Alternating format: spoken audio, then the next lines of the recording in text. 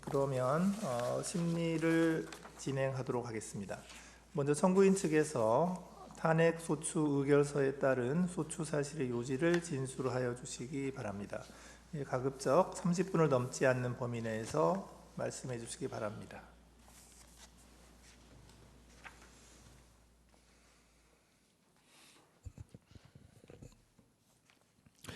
존경하는 헌법재판소 재판장님, 재판관 여러분, 국회 소추위원 국회 법제사법위원회 위원장 정청래입니다. 많은 사건들로 바쁘신 와중에 이 사건 관련 오늘의 변론 기일에 이르기까지 깊은 노고에 감사드립니다. 저는 오늘 이 자리에서 국민을 대표하여 검사 손준성 탄핵심판 사건에 관한 모두 진술을 드리고자 합니다. 검사는 범죄 사실을 규명하고 범죄자가 적정한 형벌을 받도록 하여 정의를 바로 세우는 법의 수호자입니다. 또한 공익을 대표하는 형사사법의 핵심 주체입니다.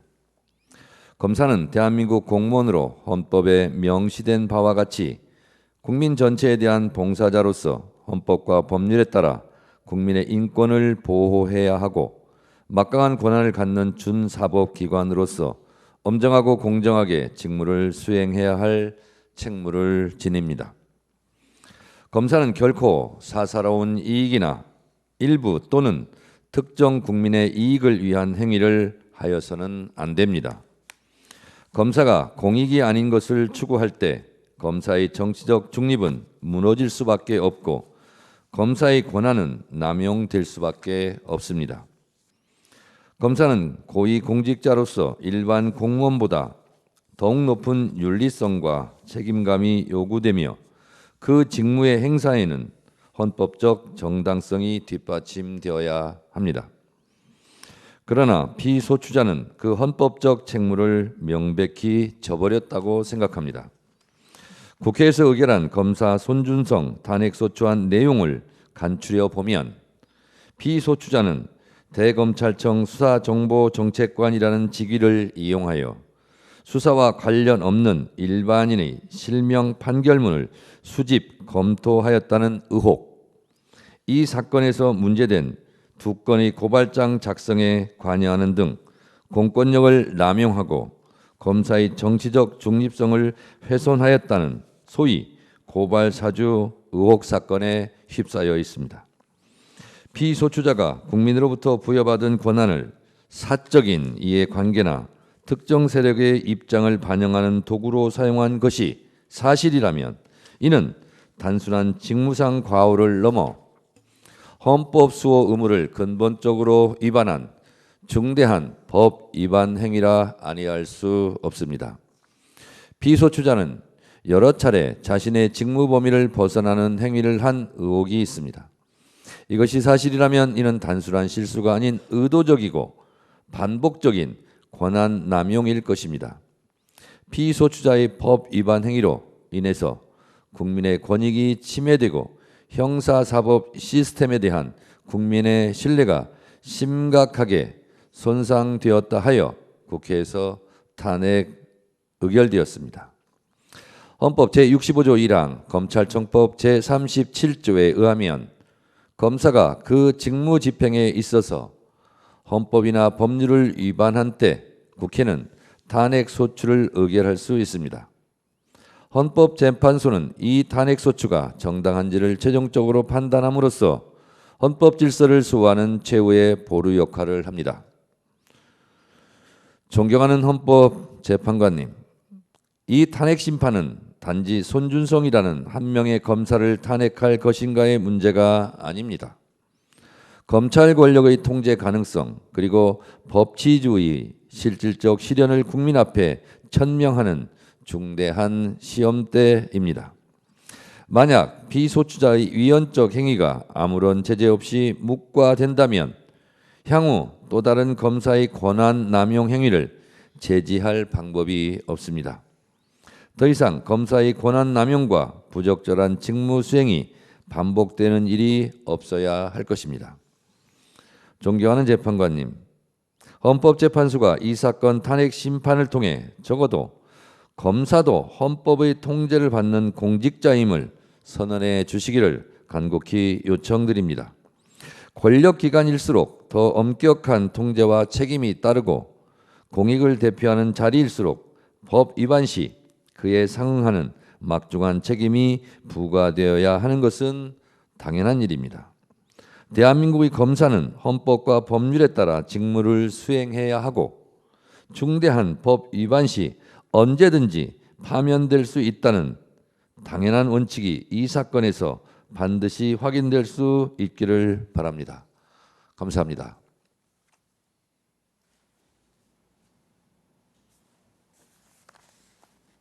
예. 김희정 변호사님 더 안 하시나요? 예, 저희 예, 알겠습니다. 예. 예, 수고하셨습니다. 그러면 피청구인 측에서 소추 사실에 대한 의견을 진술해 주시기 바랍니다. 마찬가지로 가급적 30분 이내에 맞춰 주시기 바랍니다.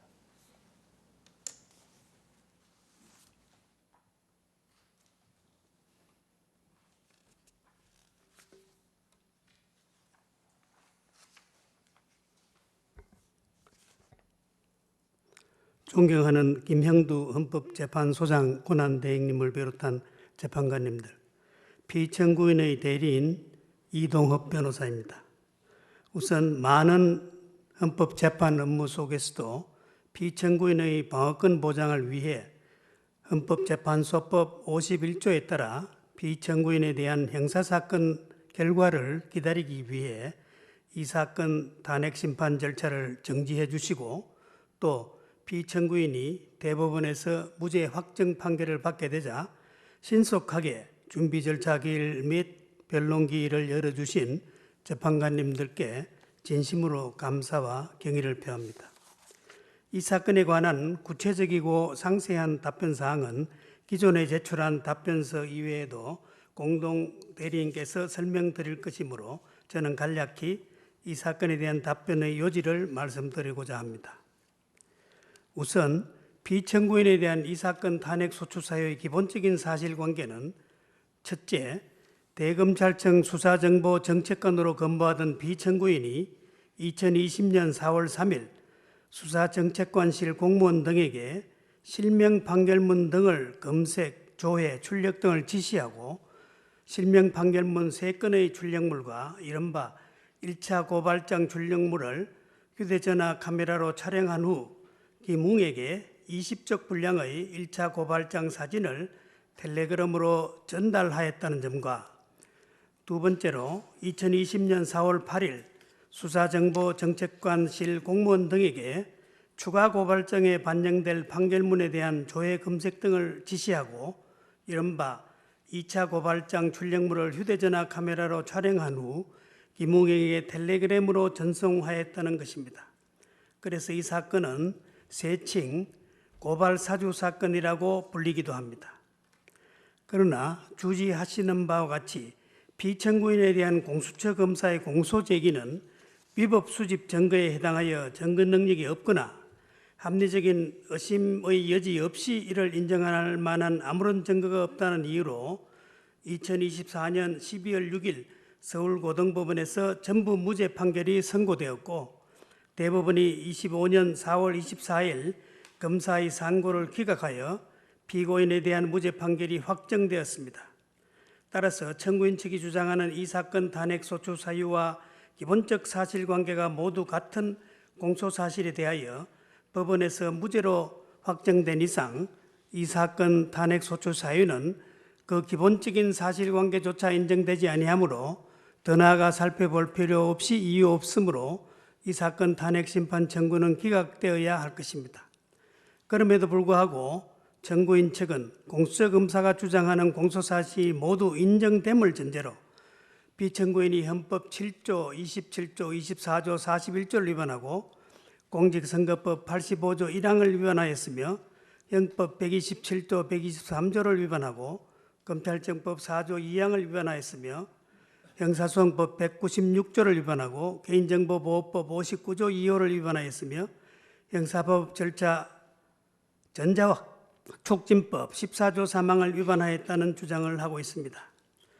피청구인에 대한 공직선거법 위반, 공무상 비밀 누설, 개인정보보호법 위반, 형사사법 절차 전자와 촉진법 위반의 점에 대해서는 이미 대법원의 판결로 피청구인에 대한 무죄가 확정되었고, 직권남용 권리행사 방해에 대해서는 공수처의 무혐의 결정이 있었던 만큼 피청구인이 공직선거법을 위반하였다거나 공무상 비밀을 누설하였으며 개인정보보호법과 형사사법 절차 전자와 촉진법을 위반하였고 직권을 남용하여 권리행사를 방해하였다는 정구이청 주장은 이를 인정할 아무런 증거가 없으므로 이유 없다 할 것입니다. 나아가 이를 전제로 정구인 측이 주장하는 헌법 7조를 비롯한 헌법 27조, 24조, 41조를 위반하였다거나 검찰청법 4조 2항, 형소법 196조 위반 주장 또한 이유 없다 할 것입니다. 또한 탄핵소추 의결서에 기재된 내용 중 피청구인이 총선 정보를 수집하였다는 점을 소추 사유 중 하나로 주장하는 것인지, 만약 그렇다면 구체적 사실관계를 밝혀달라는 재판부의 성명사항이 있었음에도 불구하고 오늘까지도 밝히지 않는 걸로 알고 있습니다. 이 사건에서 대법원 판결에서 확정된 바와 같이 피청구인이 김웅에게 텔레그램 메시지를 직접 전달하였던 점을 인정할 증거는 없다는 사실은 이미 밝혀졌습니다. 그렇지만 설령 견해를 달리하여 대검찰청 수사정보정책관으로 근무하던 피청구인이 당시 여러 경로를 통해 입수한 정보를 관련 부서에 전달 내지 보고하였을 가능성이 있다는 사실 자체만으로 청구인이 주장하는 바와 같이 정치적 중립 의무 등을 위반하였다고 보더라도 피청구인으로서는 당시 자신에게 전달되는 여러 가지 정보를 그때마다 곧바로 전달 내지 보고하여야 하는 업무를 성실하게 수행하고 있었고, 피청구인이 당시 맡은 정보 수집 업무의 특수성을 감안하면 피청구인의 이와 같은 행위가 피청구인의 파면을 정당화할 정도의 위법 행위라고는 볼 수 없다 할 것입니다. 피청구인이 기소될 당시 그리고 잔액 소추될 당시의 정치 상황을 고려하면 피청구인의 대리인은 이 사건 탄핵 소추가 고위직 공직자에 의한 헌법 침해로부터 헌법을 수호하고 유지하기 위한 탄핵 심판 제도의 본질을 벗어나서 피청구인에 대한 탄핵 소추가 정치적 목적으로 추진되었다는 강한 의구심을 갖고 있습니다. 존경하는 재판관님들께서 이 사건 기록을 면밀하게 검토하셔서 피청구인에 대한 이 사건 탄핵 심판 청구를 조속한 시일 안에 기각하심으로써 20여년간 검사로서 성실하게 근무하던 피청구인이 이 사건 탄핵 소추로 말미암아 무려 1년 6개월 동안 직무정지된 상황을 해소해 주시고 국회가 정치적 목적으로 탄핵 소추를 남발하는 데 대해서 경종을 올려주시기를 바랍니다. 감사합니다.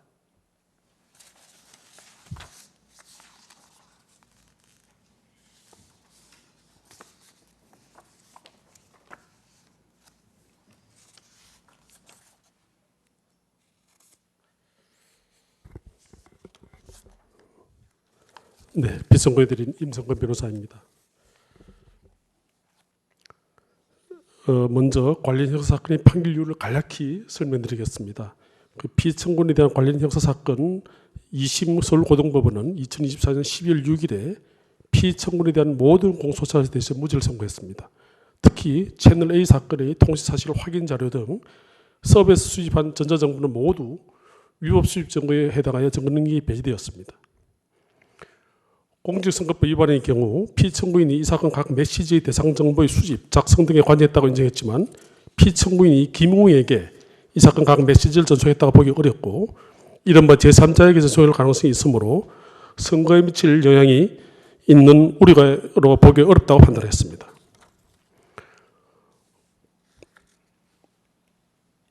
공무상 비밀 누설, 개인정보보호법 위반, 형사사법 절차 전자와 촉진법 위반의 경우에는 피청구인이 김웅에게 이 사건 각 메시지나 실명 판결문을 전송했다는 점이 합리적인 의심이 없는 정도로 정리되었다고 인정하기 어렵다고 판단했습니다. 검사는 이 고등법 판결을 상고했습니다마는 대법원은 2025년 4월 24일 검사 상고를 기각하여 피청구인의 무죄 판결이 확정되었습니다. 한편 공수처검사는 2022년 5월 4일 피청구인 선거 방해, 직권남용 권리행사 방해, 전자정보 위반 혐의에 대해서는 보시는 바와 같은 이유로 불기소 결정을 했습니다.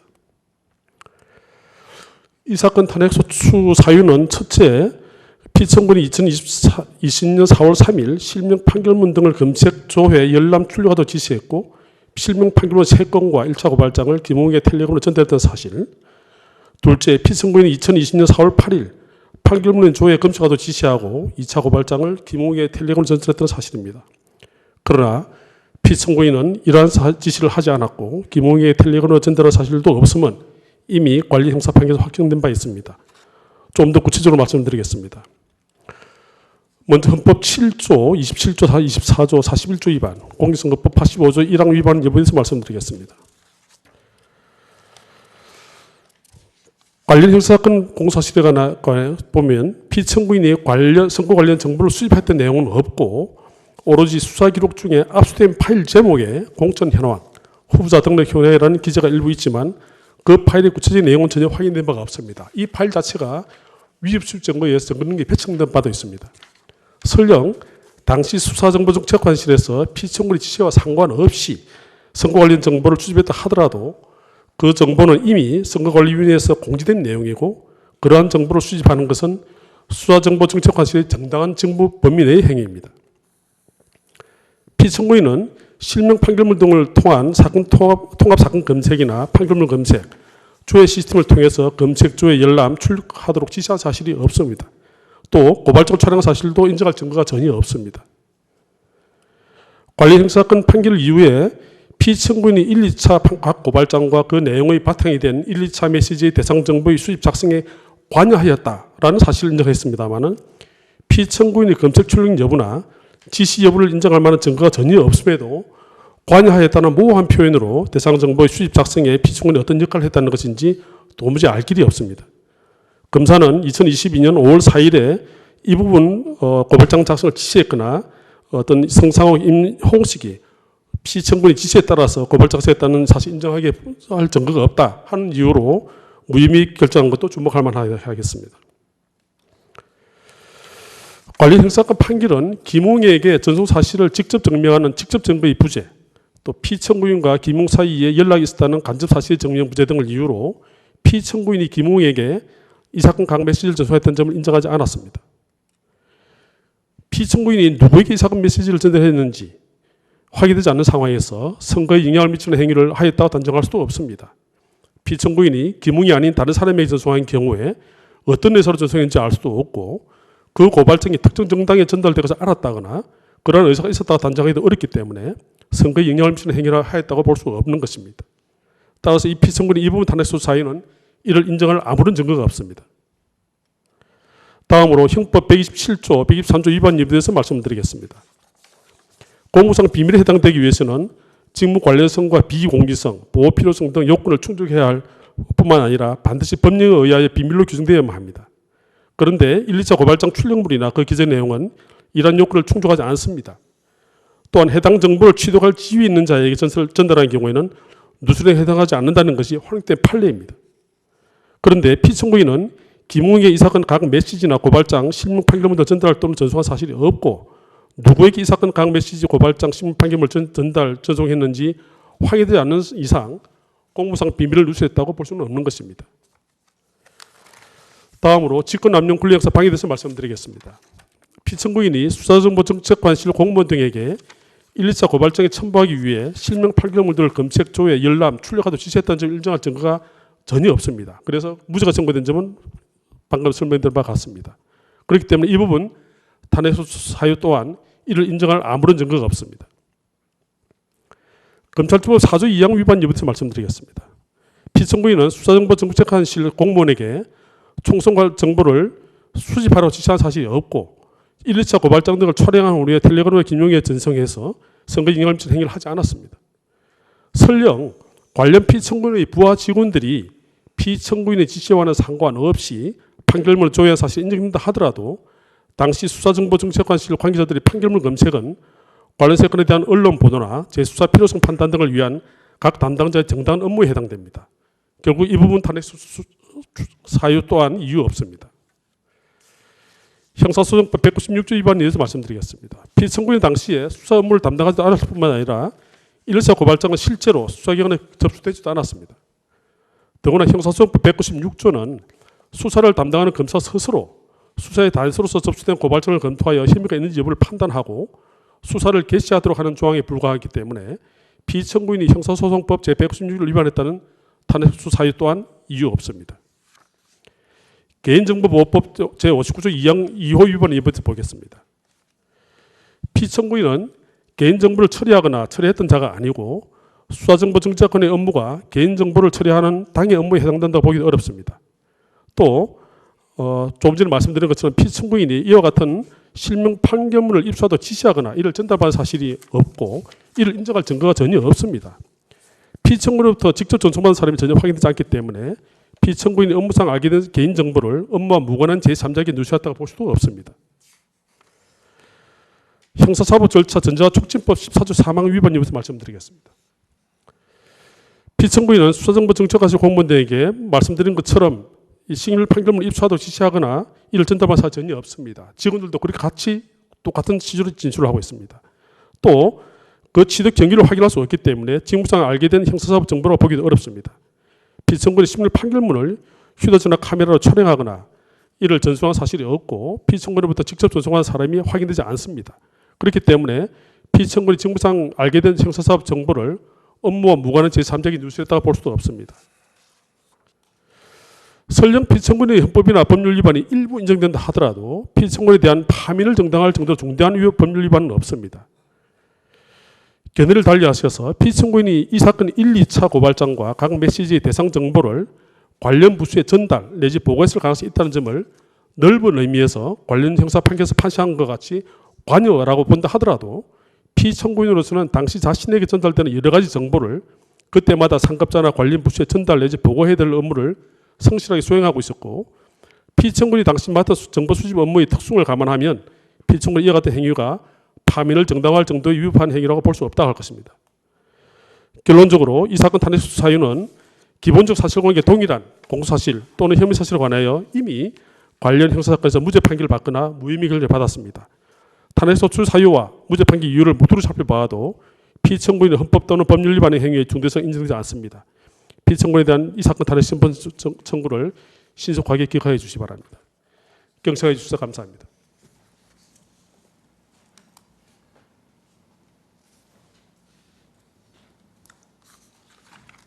예, 피청구인 측 더 진술할 내용은 없으신가요?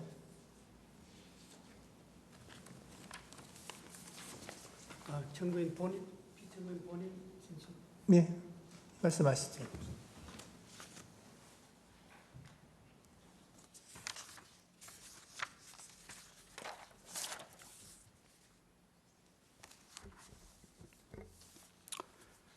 존경하는 김용두 헌법재판소장 권한대행님 그리고 헌법재판관님, 여러 가지 사건으로 경무에 시달리시는 가운데 저에 대한 탄핵소추 사건으로 또 다른 부담을 드리게 되어 송구스럽다는 말씀을 드립니다. 청구인의 주장과는 달리 저는 김웅 전 의원에게 고발장 등 자료를 전송하여 고발을 사주한 사실이 전혀 없습니다. 아울러 이 사건 고발장을 작성한 사실도 없고 대검찰청 수사정보정책관실 직원이나 그 어느 누구에게도 고발장 작성을 지시하거나 부탁한 사실도 없습니다. 2021년 9월 이 사건이 처음으로 언론에 보도된 이후 지금까지 저로서는 결코 받아들이기 어려운 모욕과 순환의 과정을 겪어왔습니다.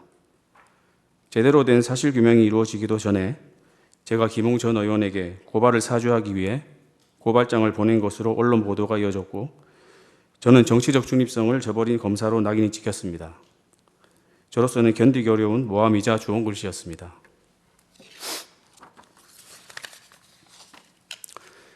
공수처는 수사 과정에서 저에 대해 2번의 구속영장을 청구하였으나 모두 소명 부족으로 기각되었고 외부위원으로 구성된 공수처 수사심의위원회에서 저에 대해 증거불충분 불기소 공고를 하였음에도 불구하고 공수처는 위원회의 공고를 무시하고 저를 기소했습니다. 사건에 대한 혐의 유무와는 관계없이 이미 답을 정해둔 기소라고 생각할 수밖에 없었습니다. 공수처에 의해 기소가 되어 3년의 기간 동안 재판을 겪으면서 검사로서 제대로 일하기가 쉽지 않았고 마침내는 1심 재판이 채 끝나지도 않은 상황에서 야당 정치인에 대한 수사에 대한 반발로 2023년 12월 1일 저를 탄핵 소추함으로써 1년 반 가까이 업무에서 배제된 상태가 계속되고 있습니다. 지난 3년의 형사재판 과정에서 저의 무고함을 밝히기 위해 처절하게 싸워왔고 항소심 무죄 판결에 이어 지난 4월 24일 마침내 대법원에서 무죄가 확정되었습니다. 길고 긴 어려움을 겪었지만 무고함을 밝혀주신 사법부에 감사와 존경을 표합니다. 존경하는 김영두 헌법소장 권한대행님 그리고 헌법재판관님, 22년이라는 짧지 않은 공직생활 중에 유능했다고 자부할 수는 없겠습니다만 공직자로서 본분을 잊고 양심에 어긋나는 행동을 하지 않았다는 말씀은 드릴 수 있을 것 같습니다. 이 사건에 관해 관련 기록과 법리를 면밀히 검토하셔서 현명한 결론을 내려주시기를 간곡히 부탁드립니다. 경청해 주셔서 감사드립니다. 예, 수고하셨습니다. 이상으로 청구인 측의 소추 사실 요지 진술 그리고 피청구인 측의 의견 진술을 마치겠습니다. 예, 다음 순서로 준비기일 결과를 변론에 상정하고 이에 대한 의견을 확인하겠습니다. 먼저 양 당사자가 준비기일에 제출한 서증을 확인하겠습니다. 예, 청구인께서는 갑제 1호증부터 갑제 14호증까지 제출을 하셨습니다. 그리고 준비기일에서 증거로 채택이 되었죠. 예. 그리고 피청구인 측에서는 을제 1호증의 1부터 을제 5호증까지 제출하셨고 준비기일에서 증거로 채택이 되었습니다. 다음으로 기록 인증 등본 송부 촉탁 신청에 관하여 보겠습니다. 청구인께서는 2024년 3월 19일 대검찰청에 비청구인에 대한 감찰 관련 기록에 대하여 그리고 2025년 4월 29일에 대법원에 피청구인에 대한 형사사건 기록에 대하여 그 인증 등본 송부 촉탁 신청을 하여 모두 채택이 되었습니다. 2024년 3월 19일자 서울고등법원에 대한 기록인증 등본 송부 촉탁 신청의 경우 기록이 대법원에 있는 관계로 청구인 대리인께서 지난 2차 변론준비기일에서 신청을 철회하는 취지로 말씀하셨기 때문에 채택은 하지 않았습니다.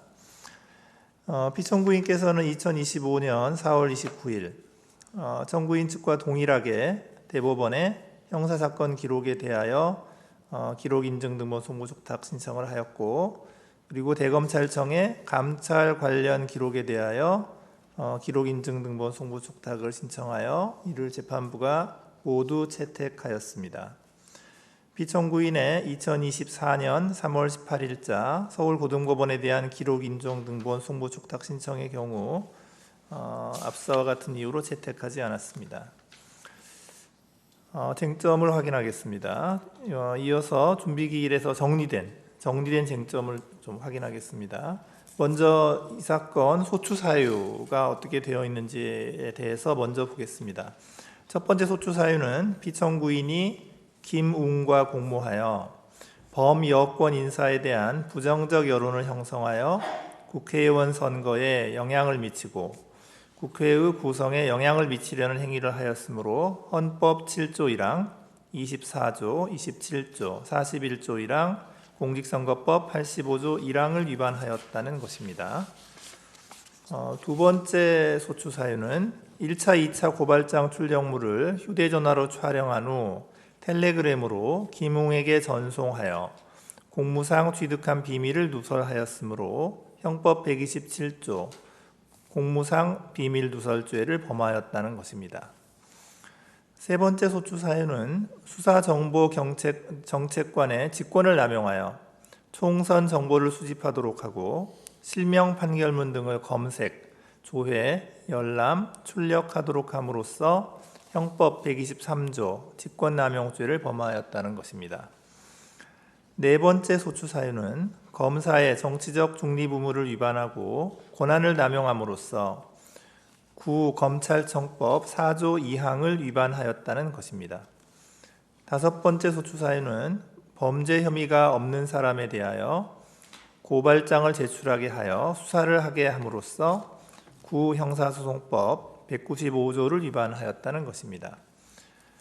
여섯 번째 소추 사유는 실명 판결문을 전송함으로써 업무상 알게 된 개인정보를 누설하거나 권한 없이 다른 사람이 이용하도록 제공하여 개인정보보호법 59조 2호를 위반하였고, 직무상 알게 된 형사사법 정보를 누설하여 형사사법 절차 전자와 촉진법 14조 3항을 위반하였다는 것입니다. 이 사건 소추 사유를 이상과 같이 정리하면 될까요? 청구인 쪽. 예.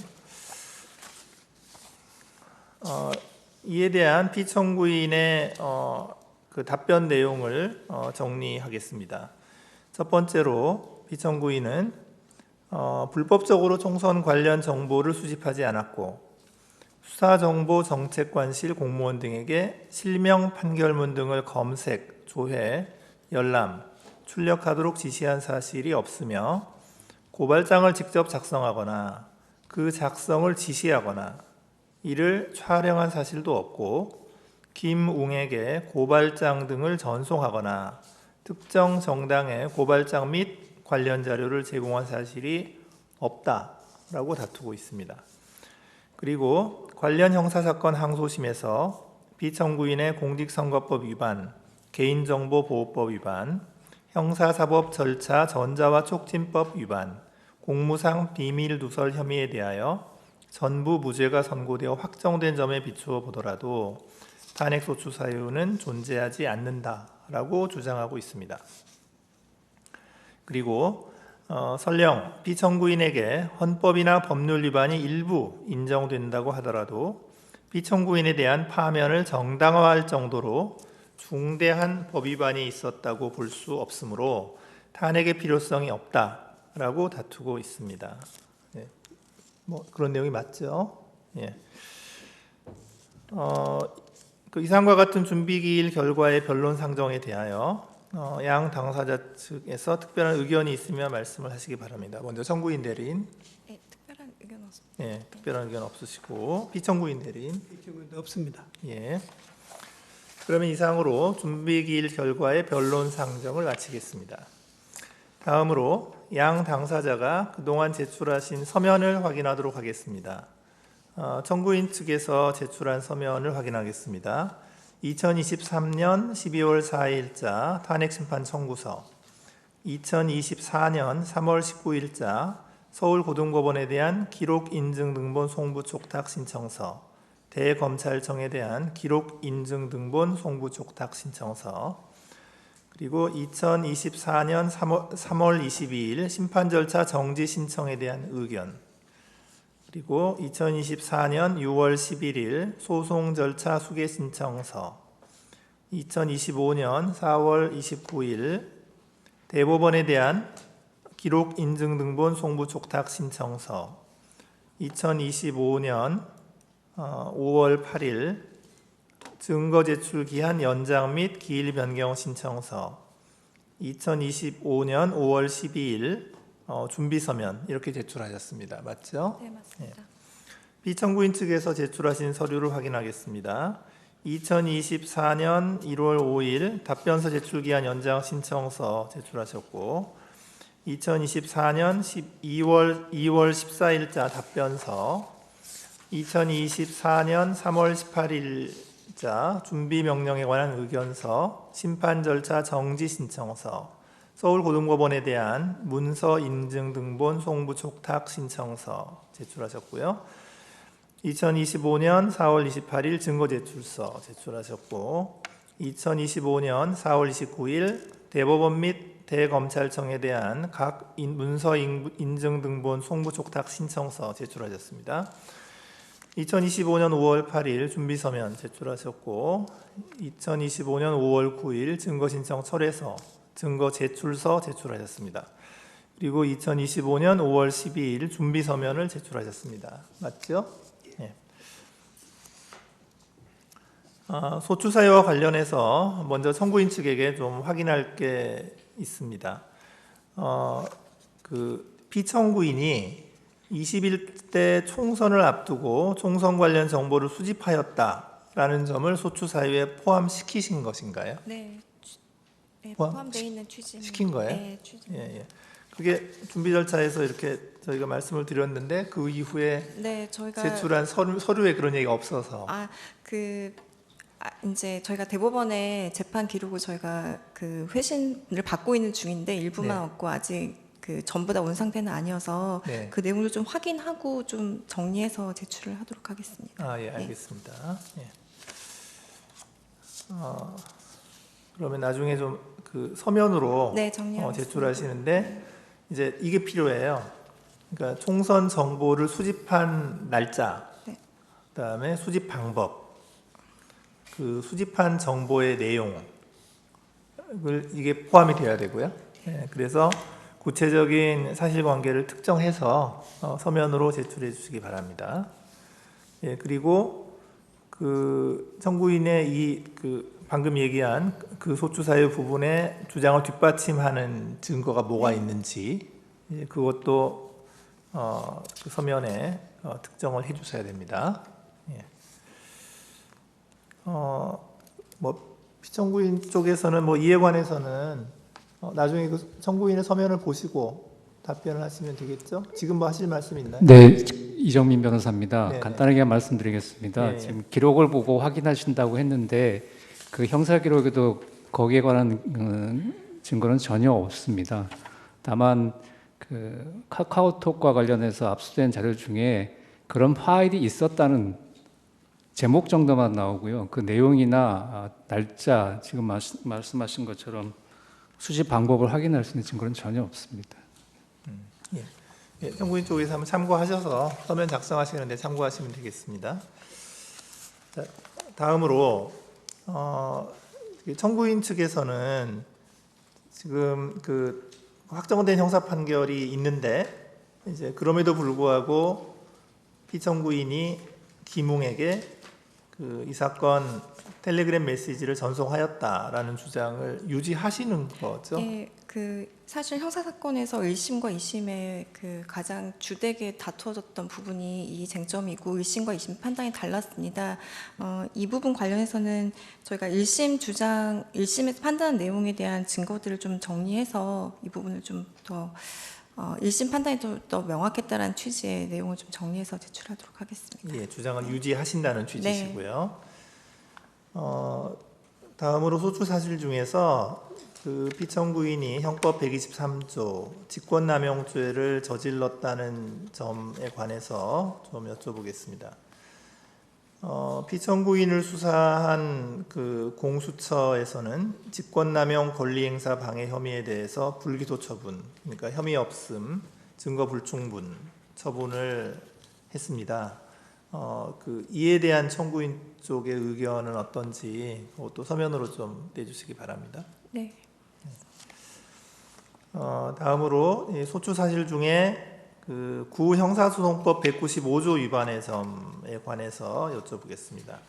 그 피청구인 측은 문제된 1, 2차 고발장 그게 실제로 수사기관에 접수되지 않았고 그래서 그 피고발인에 대하여 수사를 하게 만든 사실도 없다는 주장을 하고 있습니다. 이 부분에 관한 청구인 측의 의견을 좀 서면으로 정리해서 제출해 주시기 바랍니다. 예, 피청구인 측에게 좀 확인을 하겠습니다.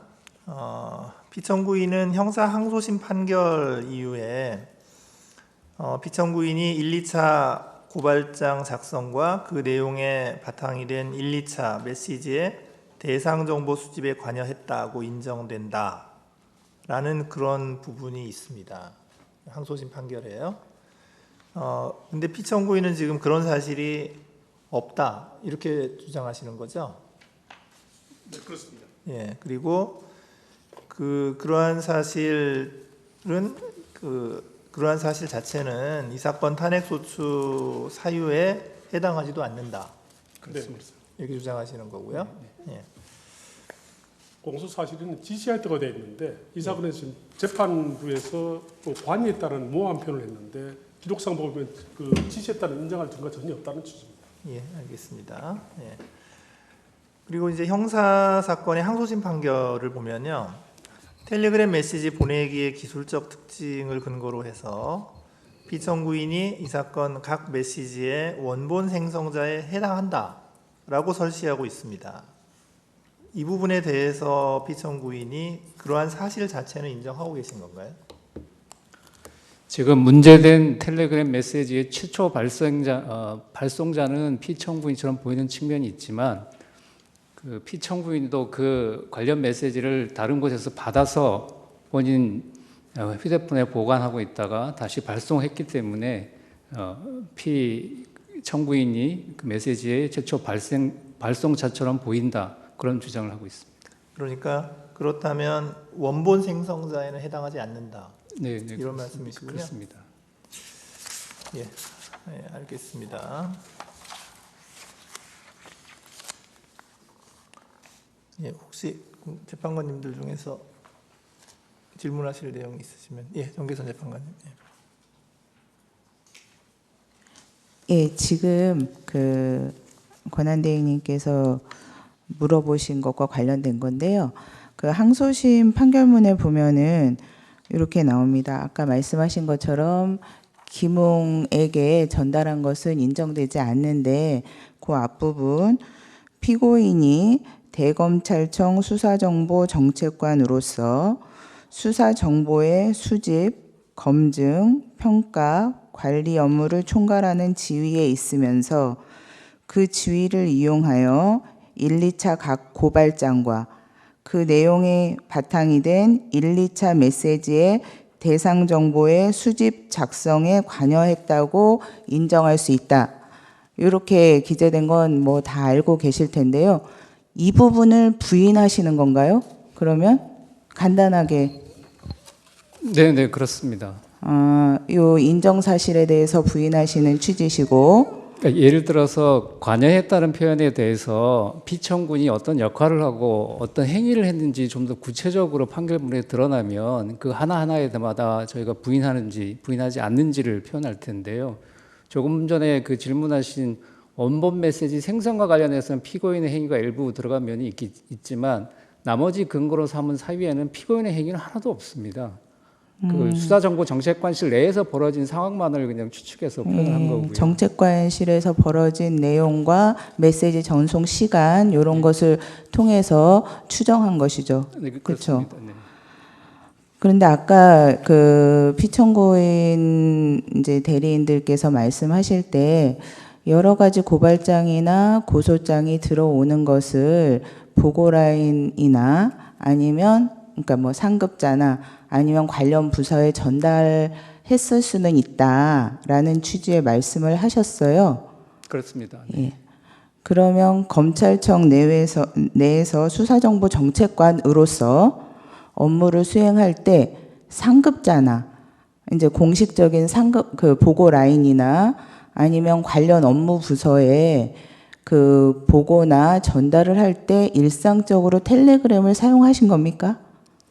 그 질문도 수사 과정에서 나왔는데요. 정보를 입수하는 경위가 텔레그램에 오면 텔레그램으로 보내는 경우도 있고 직접 대면 보고를 해서 당연히 중요한 사안을 그렇게 보고를 드리고요. 카톡도 활용하고 전화도 하고 굉장히 다양한 방식으로 업무 보고를 하고 있었습니다. 근데 요 형사 판결을 보면은 만약에 텔레그램으로 다른 사람이 생성해서 그 피청구인에게 보낸 것을 피청구인이 전달했다면 그렇게 메시지가 생성되지 않는다라는 취지 아닙니까? 그것도 마찬가지 쟁점이 됐었는데요.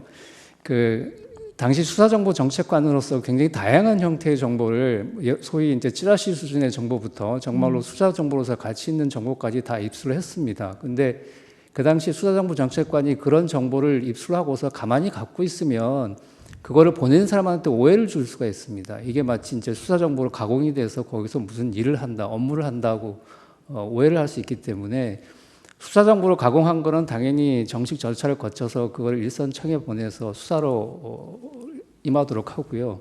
그렇지 않은 경우에는 나는 이런 정보를 갖고 있을 수 없다. 다시 돌려드리겠다. 이게 또 옳은 업무 처리 방식이라고 생각하고 있었기 때문에 그 당시에 그런 방식으로 굉장히 업무 처리를 많이 하고 있었습니다. 네. 그래서 수사 과정이나 재판 과정에서 그 부분이 쟁점이 됐는데 네. 그렇지 않습니까? 그 부분을 쟁점으로 삼아서 그 1심과 항소심에서 판단한 부분이 이 부분 아닙니까? 결국은 그 고발장과 1, 2차 메시지의 대상 정보 수집 작성에 관여했다고 인정된다라는 부분인데 이 부분을 그 인정하지 않으신다는 거죠. 지금 그 판단 근거로 약 5가지 정도를 했는데요. 첫 번째 아까 말씀드렸듯이 그 메시지 전송에는 텔레그램 속성상 최초 원본 전처럼 보이는 행위가 있지만 그 뒤에 설치된 행위에 대해서는 피고인이 어떤 지시나 행위 역할을 했는지가 없기 때문에 당연히 그런 부인하는 취지입니다. 알겠습니다. 혹시 다른 재판관님 질문하실 거 있으신가요? 예, 없으시고요. 그러면 저 이제 양측 대리인께 좀 여쭤보겠습니다. 그 소추 사실 관련해서 이제 방금 좀 얘기를 했는데요. 이거 외에 소추 사실 관련해서 더 추가로 말씀하실 거 있으면 말씀하시죠. 청구인 쪽 없으시고, 네, 피청구인 쪽 없으시고요. 예, 그러면 이제 증거에 관해서 좀 정리를 하겠습니다. 먼저 양측의 그 기록인증 등본 송부 촉탁 신청에 관하여 보겠습니다. 청구인 및 피청구인이 2025년 4월 29일자로 대법원에 대하여 신청한 기록인증 등본 송부 촉탁에 대한 회신이 2025년 5월 9일 도착하였습니다. 그 피청구인 측에서는 기록인증 등본 중 필요하신 부분을 증거로 제출하신 것으로 보입니다. 이 부분에 관해서는 나중에 서증 정리할 때 뒤에서 정리하겠습니다. 청구인 쪽에서는 아직 그 이에 관해서는 서증 제출 안 하셨는데요. 어떻게 하실 예정이신지? 회신이 아직 전부 다 오지 않은 상태여서 저희가 받아보고 제출을 하도록 하겠습니다. 네, 추후 제출하실 예정이다. 네네. 이런 네. 말씀이시죠. 예. 다음으로 청구인과 피청구인 측이 대검찰청에 대해서 한 기록인증 등본 송부 촉탁 신청에 대한 회신이 2025년 5월 2일 도착하였습니다. 그 내용을 보면 좀 회신하기 어렵다 뭐 그런 내용인 네. 것이죠. 네.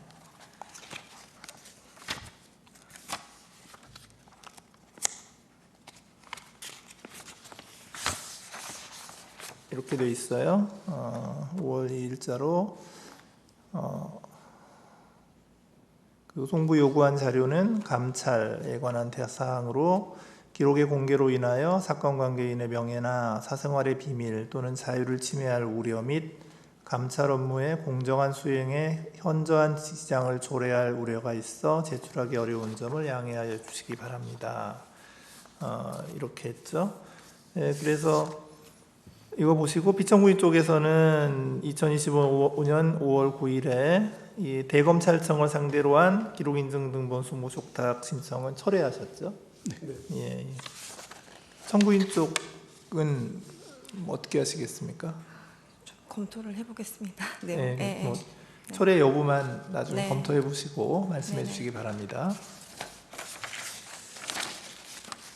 다음으로 제출된 서증을 정리하겠습니다. 피청구인 측에서는 그 변론 준비기일 이후에 을제 6호증부터 을제 7호증의 88까지를 증거로 제출하셨습니다. 청구인 측에서 이 증거들에 대한 증거 의견을 말씀하실 수 있을까요? 예, 동의하되 입증 취지 부인하겠습니다. 예, 동의하시고 입증 취지 부인하는 것으로 정리를 하겠습니다. 그러면 이 증거들을 증거로 채택하도록 하겠습니다. 그러면 지금까지 채택된 서증에 대해서 서증 조사를 하겠습니다. 먼저 청구인 측에서 제출한 서증과 관련해서는 준비기일에서 증거로 채택된 갑제 1호증부터 갑제 14호증까지 있는데 피청구인 측에서 열람해서 확인 다 하셨죠? 네. 예. 그리고 피청구인 측에서 제출하신 서증과 관련해서는 준비기일에 채택된 을제 1호증의 1부터 5호증까지 그리고 오늘 증거로 채택한 을제 6호증부터 을제 7호증의 88까지를 모두 그 이제 열람해서 확인하신 것으로 보이는데요. 그 양측에서 양해해 주신다면 좀 원활한 심리 진행을 위해서 재판정에서 서증들의 내용을 하나하나 고지하지 않고 재판부와 양 당사자 측이 열람한 것으로 개별 서증 조사를 대체하려고 합니다. 청구인 쪽 이에 관한 의견 어떠신지요? 이해 없습니다. 예, 이해 없으시고 피청구인 쪽은 이해 없으시고요. 그러면 지금까지 제출된 갑 1호증부터 14호증까지 을 1호증의 1부터 을 7호증의 88까지를 재판부와 양 당사자 측이 열람한 것으로 개별 증거 조사를 대체하도록 하겠습니다. 예. 증거 정리는 이것으로 마치도록 하겠고요. 이제 이 사건 변론을 어떻게 할 것인지를 좀 얘기를 해야 되는데 먼저 청구인 쪽 의견을 여쭤볼게요. 그러니까 지금 아직 서증을 다 못 받아봤잖아요. 네. 네, 그래서 그걸 정리해서 이제 서증으로 내실 건데 그게 이제 우리가 이제 변론기일을 속행해서 다음 기일에 이제 그 서증에 관한 제출과 채택 그다음에 증거 조사를 하는 방법이 있고 이제 그렇지 않으면 지금 이게 어차피 형사 사건에서 다 왔다 갔다 했던 그 증거 체부 의견도 지금 실질적으로 서로 의견이 오간 거기 때문에 절차상으로 오늘 종결을 하고 서증을 나중에 제출을 해주시면 그거를 저희가 참고 자료로 해서 그 우리 결정문에 반영을 하는 그 방법이 있습니다. 이 둘 중에 어느 방법으로 해드릴까요? 청구인 쪽 의견은 저희 속행해서 그 서증을 증거로 제출해서 현출하고 진행을 하겠다는 의견입니다. 아 예. 예. 예. 그 피청구인 쪽 의견은 어떠신지요? 저 후자 방법으로 종결을 하고 그 서류는 후에 제출하면 다 재판부에서 반영이 될 거니까 그 방법으로 해주시는 것이 이 오래 끌었던 사건이니까 그 피청구인 저는 그렇게 희망하고 있습니다. 임성근 변호사님. 한 말씀 더 말씀드리겠습니다. 이게 사실은 대부분의 기록 복사를 하는데 저희가 5월 7일부터 9일까지 지원 3명이 가서 복사를 다 해서 현재 제출한 겁니다. 아마 국회 측에서는 한 명이 와서 아마 직원이 복사를 하다 보니까 좀 늦어진 것 같은데요.